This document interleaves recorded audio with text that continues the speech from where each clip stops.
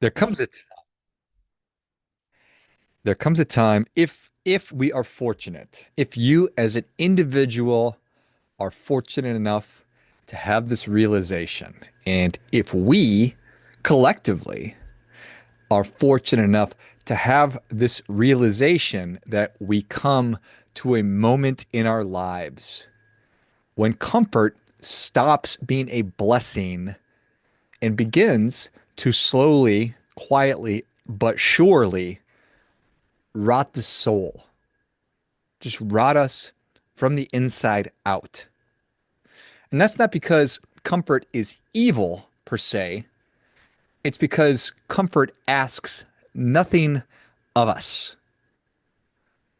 We collectively have grown skilled at naming problems. We've grown to be really fluent in blame and extremely inventive in our explanations for why responsibility should live with someone else, somewhere else. And yet, beneath that noise, beneath all that busyness and noise, there is a quieter truth that I think all of us, at least most of us, can sense, but we don't say it out loud. Something essential is being asked of us, and we are pretending to not hear it. Here's the thing is that human beings, we don't flourish when everything is provided for us. We flourish when we are needed, when our actions matter, when our choices carry weight. Because a life without consequence is not freedom, it's just drifting along. That plastic bag in the wind, just getting carried along, moving along. For centuries, the task of civilization has been the same. You take raw human potential and you shape it. And you shape it through discipline, love, tradition, and truth. You shape it into something that's capable of sustaining life together. It's not cruelty, it is care that is taken extremely seriously. So to ask more of people is not to be harsh, it's to believe that they're fully capable and even wanting and needing and deserving of it. So the question before us is not whether we should choose between the isolated individual or the faceless collective. That choice, frankly, has always been a distraction. The real question is this: will we become people strong enough to carry one another without being forced to? Because societies are not held together by systems alone. They're held together by men and women who have learned to govern themselves, tell the truth, keep their word, and stand upright when it would be easier to bend. It's not a call to dominance, it's a call to dignity. It's not a call to hardness, but to strength with a soul. So obviously, I needed to express myself after I saw on X that during his inauguration speech, the speech's inauguration, Zohran Mamdani said, "We will replace the rigidity of rugged individualism with the warmth of collectivism. We will replace the rigidity of rugged individualism with the warmth of collectivism." I mean, just, it's completely believable and just unbelievable. He's hitting the right notes if he wanted to make my head explode. I mean, that's like catnip. He said, "What? Are you crazy?" But he's not. He's not crazy, is he? Because there's plenty of people, about half, they're like, "Yeah, that sounds like a good thing right there. I'd like to, maybe I would like to step into that nice warm bath of collectivism. Maybe I should do that. Let's check it out a little bit. I know it's never worked before, but I'm pretty tired of fighting every day. I wouldn't mind somebody picking me up and carrying me along like a baby and telling me everything's going to be okay. But the mistake that's there that he's making and that many of these cheerleaders are making is assuming that individualism is cold, selfish, and atomized, and that collectivism is warm, humane, and cooperative. The mistake is there because history tells a very, very, very different story to that. High trust societies are not built by erasing the individual. They're built by forming responsible individuals who freely choose commitment, restraint, and service. What the argument that I am making is not really for rugged individualism or collectivism. What I'm arguing for is virtuous individuals freely coming together by shared moral commitments. That's a really, really, really, really important thing. It's not one or the other. It's never one or the other. It's never so cut and dried and so neat and tidy and so binary as our frickin' moron politicians would have us think. The distinction really matters. Again, we want virtuous individuals freely bound together by shared moral commitments. We want people from every walk of life, from every background, with every different idea and take on things and just life experiences and beliefs and different gods and everything else coming together, bound by the belief in an ideal. That's what we're talking about. That's what our strength is. So that distinction really matters. I want to share with you really what my core beliefs are. And maybe it resonates with you. Maybe you think I'm really off base, but I think that this is so important. And we're at what it feels like is a bit of an inflection point. And it's incumbent upon each of us to be deeply and thinking about this very deeply, very considerately, and making up your own mind. Does this make sense? What kind of world do I want to live in? What kind of world do I want my kids to live in? What kind of world are my children going to inherit from me and their grandchildren from them? So, a highly functioning, high trust society emerges when people govern themselves before demanding governance from others. We tell the truth even when it costs us. We accept responsibility before claiming entitlement. We choose service not because we're forced to, but because we're capable of doing it. It's not an ideology. This is a moral architecture. And I think you can break down and create pillars of a high trust society. Number one being strength through virtue. Strength isn't dominance. It's the capacity to restrain oneself. That's what virtue is. I'm a virtuous human being. I'm a virtuous man because I'm capable of whatever.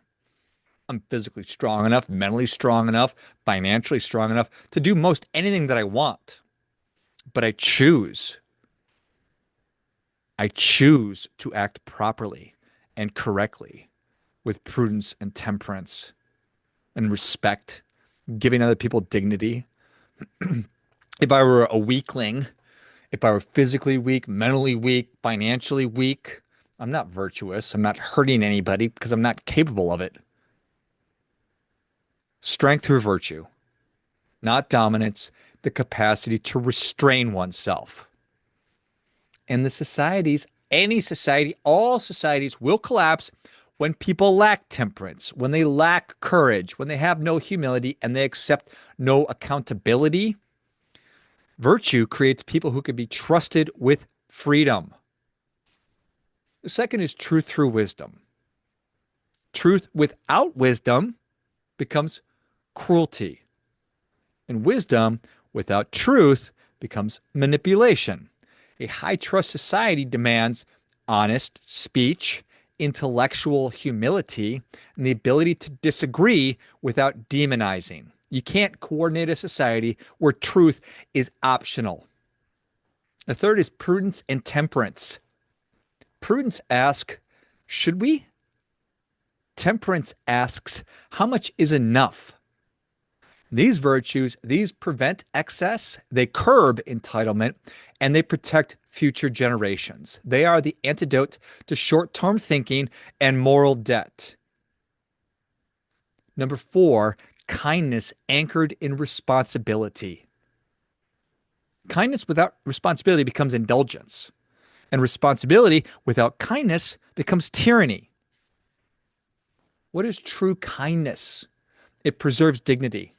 It encourages growth. It does not reward self-destruction. Mercy is meaningful only when paired with standards. Number five, rule of law. Firm, fair, human. Our laws must be clear, they must be enforced, and they must be applied consistently. And yes, you must leave room for mercy. But that only exists where justice exists first. Otherwise, it's favoritism. Number six, relationships are the ultimate metric. You're no doubt familiar with the famous Harvard Grant study that followed people for over 100 years. And it was just trying to figure out what makes for a rich, happy, successful life. And it confirmed what ancient wisdom already knew. Quality of life is determined by the quality of relationships. My life is the sum of my interactions with other people. That's how it goes. So that means a society must prioritize your relationships, your relationship with God, or whatever transcendent moral truth that you adhere to, your relationship with your family, your relationship with your community, your civic involvement. You can't replace those with policy and expect coherence. So the real problem, let's get down to the real problem of warmth of collectivism. Sounds nice. Again, maybe I'll give that a shot. Collectivism promises warmth, but what does it really deliver? What does it really deliver? What has it always delivered? What will it deliver this time? Moral outsourcing, diffused responsibility, the infantilization of adults, power concentrated far from consequences. It weakens the very muscles, the personal agency, judgment, courage that communities require to survive. Warmth that requires coercion is not warmth, it's dependency. So there you go. Society will not and does not rise because everyone becomes virtuous. It rises because a meaningful few do. These are people who tell the truth when lying would be easier. They keep promises when no one is watching. They shoulder responsibility that others avoid. They choose excellence over resentment. And what do they become? When you make those decisions, what happens? They become a parent worth emulating. They become a neighbor that's worth trusting. And they become a leader that's worth following. Culture follows character, not the other way around. So I challenge you, become somebody who can be trusted with freedom. Not somebody who's perfect, but somebody who's honest, somebody who's disciplined, somebody that is accountable. I ask that you govern yourself before demanding that somebody govern you. I ask that you tell the truth before you demand justice. I ask that you build your family before you go out and try to fix the entire world. I ask that you strengthen your character before you go to work redesigning the systems. And then finally, an invitation. Join that meaningful few. Not as an elite, not like a 1% kind of a thing, not as some kind of a tribe, but as a moral minority that's committed to doing their part quietly, consistently and courageously. Because the future is not going to be saved by slogans. It's going to be saved by people who do what must be done, even when it's unpopular. And you're the right person for the job. You are. A couple final thoughts here. A society that asks nothing of its people will eventually have nothing to ask for. Society that asks nothing of its people will eventually have nothing to ask for. So, there, I made my case. You buying, you selling, some of it makes sense. I hope so. Because the only way for what I believe to be the right and just the way forward, the proper way forward, is everything that I've been talking about. It's not collectivism. It's not socialism. It's certainly not communism or whatever else. It's not an ism at all. It's just personal responsibility. It's doing your part by doing your best. It's understanding what it takes to do that. And I hope I've laid out a path forward. If you're interested in digging into this a little bit further, I've got a new book out called The Meaningful Few. And I'm going to have a lot coming out over the next couple of weeks regarding that, some different offerings and opportunities. And there'll be a community that, I guess, by the way, it won't be that, it won't be like a warm bath that I'm talking about. But you can find the book on Amazon. I'll certainly link it in the notes of the show. And eventually, there'll be a website that is mymeaningfulfew.com. So we'd love for you to check that out. And frankly, I need you to. Not buy the book. I don't need you to do that. I'd love for you to do that. But just to internalize, think deeply about what it is that I've been talking about and think about just what you think about what he has to say and the direction that so many of us are moving in and moving towards. And finally, again, I implore you, I encourage you, I ask, I invite you to do your part by doing your best.